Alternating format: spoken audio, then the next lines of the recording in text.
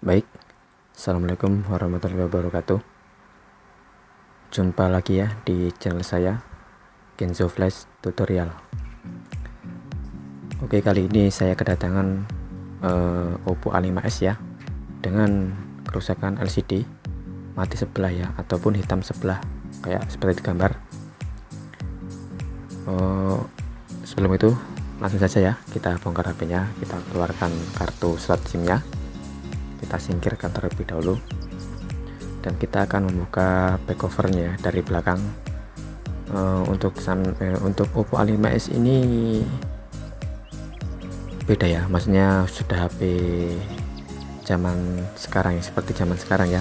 Dia membuka backdoor belakangnya itu menggunakan blower ya. Kalau saya tuh boleh langsung diseset menggunakan benda tipis, juga bisa. Saya menggunakan dengan blower ya, karena lebih mudah ya untuk mencokelnya dari sampingnya, karena di back cover belakang ini ada lemnya ya, lem itu, maka kita harus melunakkan lem itu menggunakan blower ya, agar mudah untuk diseset ya. Beda kalau seri Oppo yang sebelumnya itu tanpa pemanas seperti ini, langsung buka back covernya juga bisa ya. Kalau untuk Oppo A5s ini kita harus membukanya, dilunakkan dulu lemnya ya. Boleh itu memakai blower ataupun pemanas LCD ya, atau separator LCD. Adapun juga bisa langsung diseset menggunakan mika ataupun benda tipis ya lainnya ya, juga bisa, tapi sangat berisiko ya. Nah, seperti ini ya. Resikonya itu adalah itu kan terbuat dari karbon ya, dari warna itu terbuat dari karbon, ditakutkan nanti akan warna itu mengelupas ya. Jadi kita harus panaskan terlebih dahulu, kita servis ya, bukan rusak. Oke, kita cari selahnya ya. Kalau sudah enak kita langsung seset saja kalau sudah nemu selahnya. Dan hati-hati ya, jangan sampai dipaksa ya, karena itu ada fingerprint yang nempel di bodi belakang ya. Jadi kalau nyesetnya hati-hati, di situ ada fleksibelnya, pelan-pelan, jangan sampai keseset ya. Karena kalau tidak pelan-pelan itu akan mengakibatkan fleksibel fingerprintnya itu akan putus ya, terseset ya dengan mikanya itu. Nah, kita hati-hati di sini karena itu ada fleksibel fingerprint. Pokoknya kita cari senyaman mungkin ya. Kalau dikira masih tidak nyaman, kita cari selah lagi ya untuk membukanya. Kalau dirasa masih kuat lemnya, kita blower kembali sampai lemnya itu lunak ya. Kalau bawaan dari pabrik itu tidak menggunakan lem ya, tapi menggunakan double tip, tapi yang berupa lem itu ya, jadi agak kuat itu ya. Nah, seperti ini ya fingerprintnya ya, dan itu adalah penutup fleksibel fingerprint. Kita lepas dulu bautnya dan kita akan membukanya satu persatu ya. Sedikit agak rumit ya. Kalau HP zaman dulu itu langsung buka back covernya langsung jadi ya. Kalau ini dari proses pembloweran hingga membuka baut-baut yang ada di belakangnya itu ya, ada baut-baut di framenya ataupun di tulang-tulangnya itu, kita buka satu persatu ya.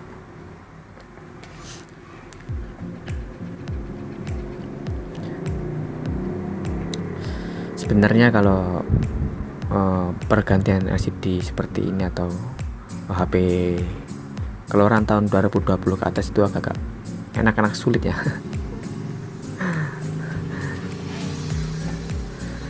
Ya kalau ya sulitnya kayak gini, kalau enaknya ya nerima duit ya.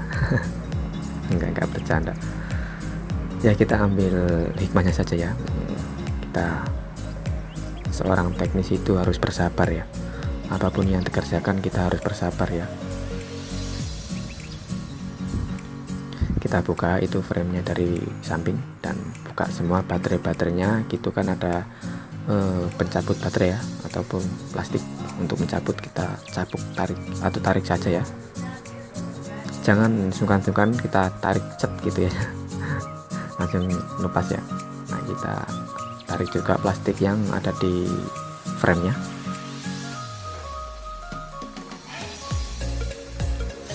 Kita pasang kembali ya, dan kita luruskan baterainya tadi ya, karena agak bengkong sedikit ya, kita tarik tadi.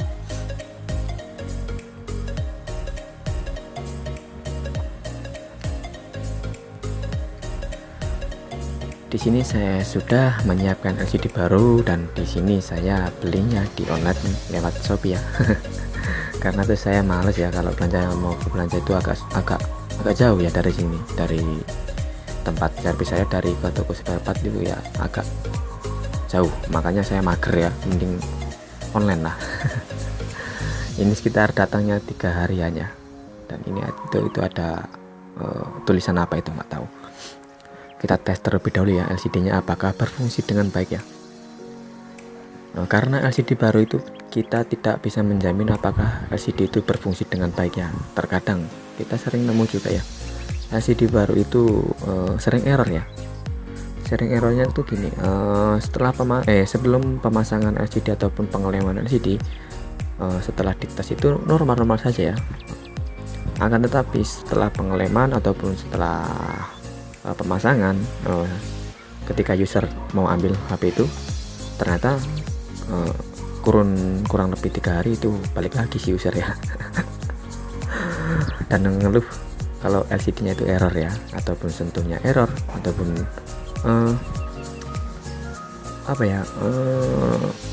blank ya, ataupun tampilannya blank ya. Maka kita harus teliti ya, dan mengetesnya terlebih dahulu yang matang ya, agar kita tidak dirugikan ya.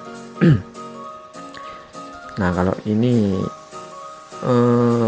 saya pegang di area fleksibel bawah itu ya, itu tidak panas ya. Kalaupun fleksibel itu panas itu ada masalah ya, LCD itu kualitasnya kurang ya. Kalau tidak panas itu bagus untuk dipasang ya, biasanya ya, rata-rata. Kalau fleksibel bagian bawah itu dipegang panas, itu lambat laun tuh akan berkurang ya kinerjanya ya. Jadi kita harus pilih-pilih ya LCD, jangan sampai kita terlalu ya untung jangan terlalu ini ya, mengambil resiko terlalu dalam ya. Kita itu servis, membantu orang dan disegani orang ya, dan sebagai user pun kita harus memberikan kenyamanan bagi user ya. Dirasa sudah siap LCD-nya untuk dipasang, kita lepaskan semua soket-soketnya, kita taruh kembali ya. LCD barunya itu kita taruh kembali, cari yang aman, dan kita akan membuka LCD-nya yang lama ini, yang pecah-pecah ini ya. Saya menggunakan blower ya, dengan setelan angin 2 dan panas 2 ya. Kita putar-putar dari samping ke samping dan bawah ke atas ya, secara berurutan atau berputar ya. Jangan sampai di blowernya itu panteng ya, jangan anteng ya. Kalau panteng itu nanti meleleh nanti framenya, apalagi kalau masih normal LCD-nya itu susah ya. Jadi hati-hati ya, kita putar-putar. Kalau dirasa sudah anget dan juga dirasa lemnya itu sudah lunak ya, kita langsung saja seset dari samping ataupun bawah, atas juga bisa ya, tergantung seleranya masing-masing. Nah, seperti ini kita cari selahnya terlebih dahulu. Kalau sudah mendapatkan selahnya itu enak, nah kan seperti ini enak ya, karena memang dari awal LCD ini sudah agak terangkat ya, jadi enak untuk sesetnya. Nah, dan sekarang kita bersihkan sisa-sisa lem yang ada di framenya itu, di pinggir-pinggir bawah ataupun samping ya, ataupun atas. Kita pastikan bersih ya semua, karena kalau tidak bersih itu pas ketika kita pasang LCD yang baru itu tidak presisi ya, dia akan jengat coro Jawa nih. Jadi kita harus memastikan kalau lem itu benar-benar bersih dari framenya ya. Kita bisa membersihkan pakai pinset juga bisa, juga pakai kuku pun juga bisa ya, kalau yang punya kuku. Tapi kalau di sini saya memakai pinset dan kombinasi kuku. sudah biasa saya.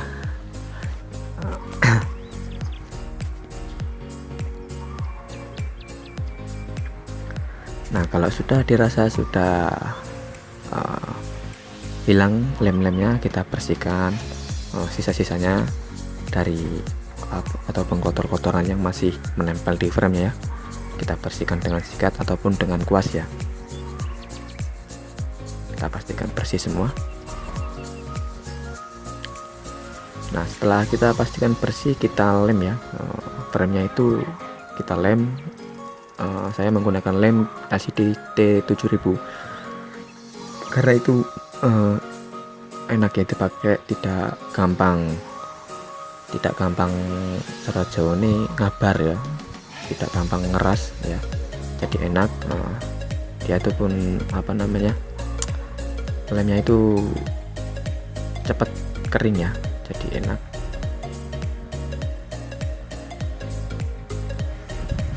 Kita lem dari sisi samping, kanan kiri, dan atas bawah ya. Akan tetapi jangan sampai terlalu kebanyakan lem ya, nanti akan bleber ke fleksibel LCD nya, itu akan mengakibatkan error ya. Jadi kita lem secukupnya saja. Nah, jika dirasa sudah oke pengeleman, sekarang kita pasang LCD yang baru ya.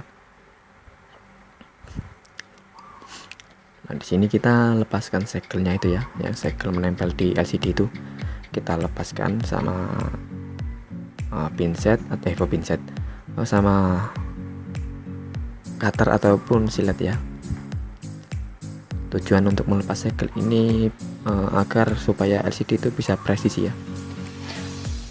Jadi kita harus melepasnya terlebih dahulu. Nah, setelah kita lepas, kita pasang kembali ke frame-nya dan kita tekan-tekan sedikitnya supaya dia presisi dari atas bawah sampai samping ke samping ya. Kita tekan semua biar presisi dan kita kareti.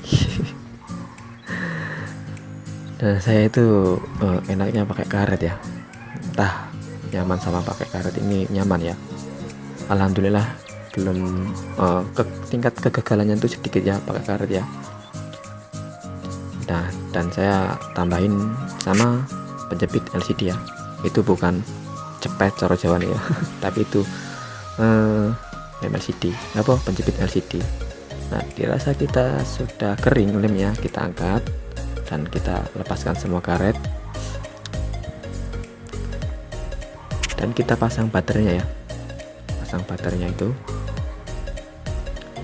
dan kita pasang tulang frame-nya ya, kita pasang semuanya, kita preskan terlebih dahulu. Nah, kita coba hidupkan apakah normal. Nah, itu kan hidup ya, tapi kita akan tidak tahu ya apakah itu tentunya berjalan dengan lancar ya. Ntar kita lihat ya. Dan sekarang kita pasang baut-bautnya ya seperti semula ya, kita pasang satu persatu dari atas bawah sampai ke kanan kiri ya.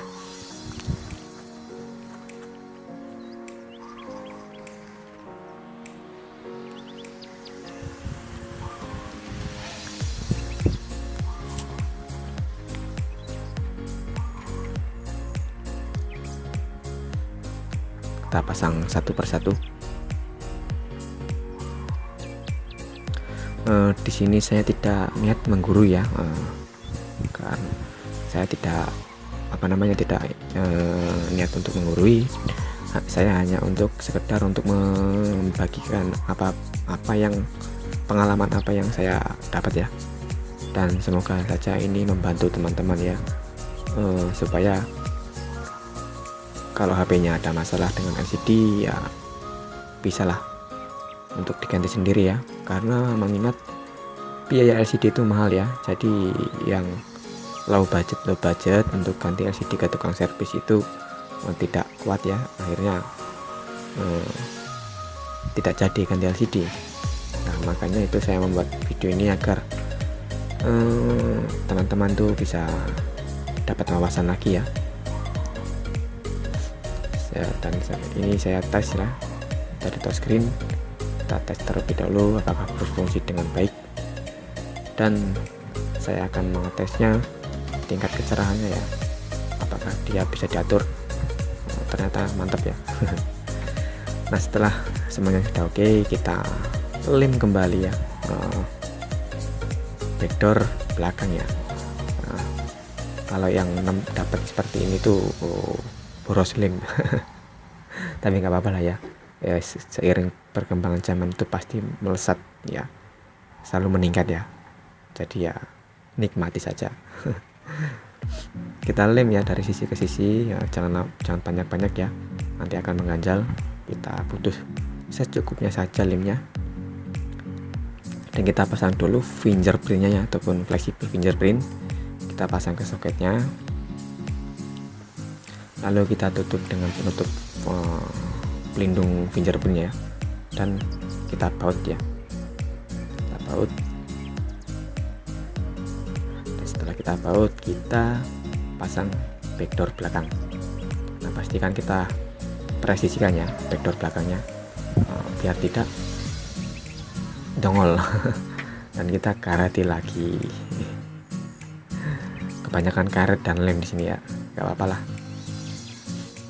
Nah, kita tunggu beberapa menit, biasanya 10-15 menit ya, lemnya itu kering. Nah sekarang sudah kering, dan kita angkat semua, kita bersihkan sisa-sisa lem yang ada di backdoor ataupun yang di LCD ya, dan kita pasang kartu SIM-nya. Nanti malah kecer kemana-mana. Nah biasanya itu kelupaan ya.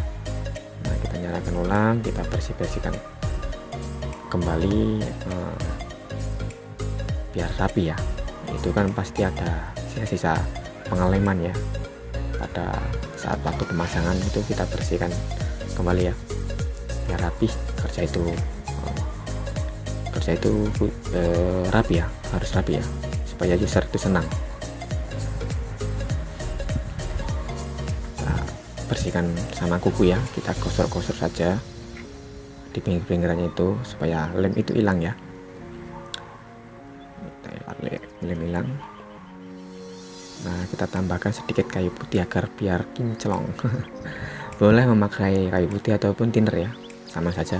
Saya menggunakan kayu putih ya, karena lebih seger warnanya. Baunya lebih seger ya. Kita lap-lap sedikit biar kinclong. Biar seperti baru. Nah ini mantap ya, kita tes lagi ya, mantap lah. Jika dirasa sudah selesai, terima kasih ya sudah menontonnya. Wassalamualaikum warahmatullahi wabarakatuh.